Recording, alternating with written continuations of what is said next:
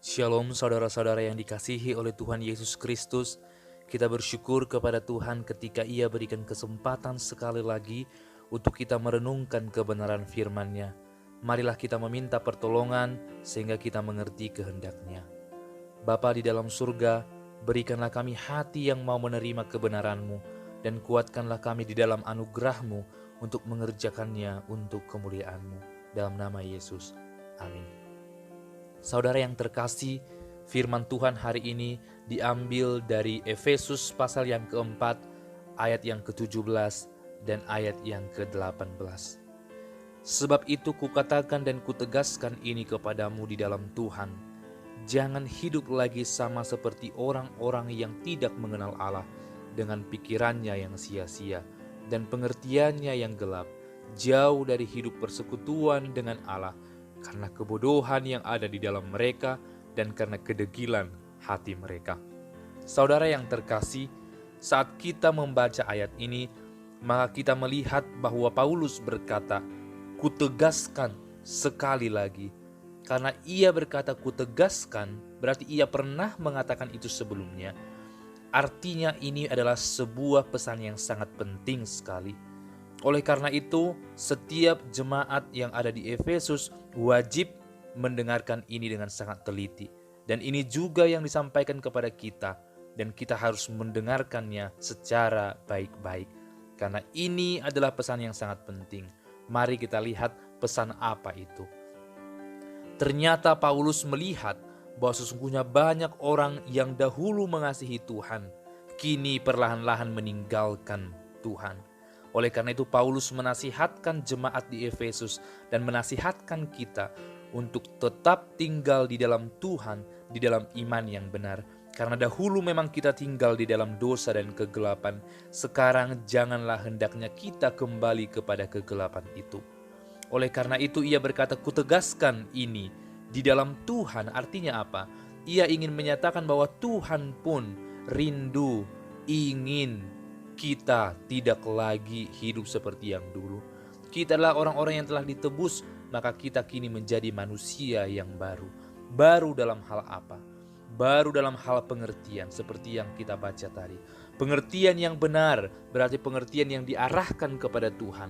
Jangan bersandar kepada pengertian sendiri. Mungkin banyak hal yang kita ketahui, tetapi ketika kita mengandalkan itu dalam menjalani hidup, pasti kita akan terjatuh.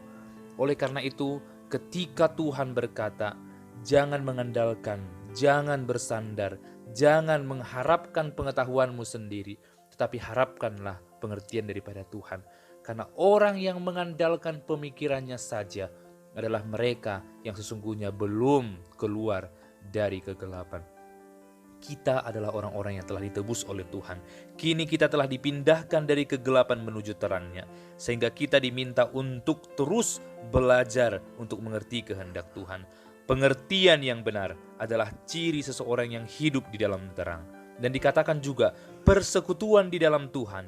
Orang yang hidup di dalam Tuhan pasti akan senang, akan ingin bersekutu dengan Tuhan. Ia tidak akan mau menghabiskan waktu seharian tanpa berbincang-bincang dengan Tuhan. Orang yang hidup dalam kebenaran adalah orang yang mau bersekutu dengan Tuhan.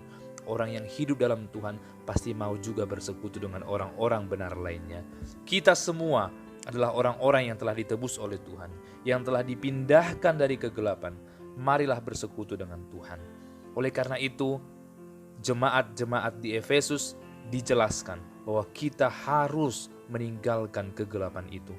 Paulus juga berkata bahwa orang yang tidak mengenal Allah, mereka yang tidak mau kembali kepada Tuhan dan tetap di dalam dosanya. Dan mereka disebut orang yang hatinya sangat degil, yaitu mereka yang tidak mau kembali kepada Tuhan dan tetap ingin di dalam dosa. Oleh karena itu, firman Tuhan juga dicatat bahwa sesungguhnya kita adalah orang-orang yang dahulunya dalam kegelapan, sekarang dipindahkan ke dalam terang. Sehingga Efesus pasal 5 ayat ke-8 mengatakan, memang dahulu kamu adalah kegelapan, tetapi sekarang kamu adalah terang di dalam Tuhan. Sebab itu hiduplah sebagai anak-anak terang. Saudara yang terkasih, kini kita adalah anak-anak Tuhan. Kini kita sudah dipindahkan ke dalam terang itu. Marilah sungguh-sungguh hidup di dalam Tuhan, hidup di dalam terang itu.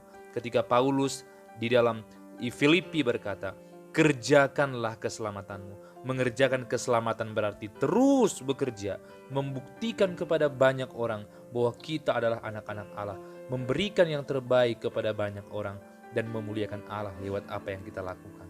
Inilah yang dikatakan Paulus kepada kita. Hiduplah dalam Tuhan, dalam pengertian kita, tidak mengandalkan pengertian sendiri.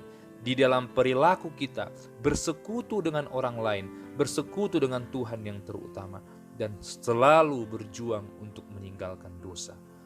Kita adalah orang-orang yang telah dipindahkan dari kegelapan. Kini kita telah menjadi manusia yang baru. Maka hiduplah di dalam Tuhan. Kejarlah Tuhan.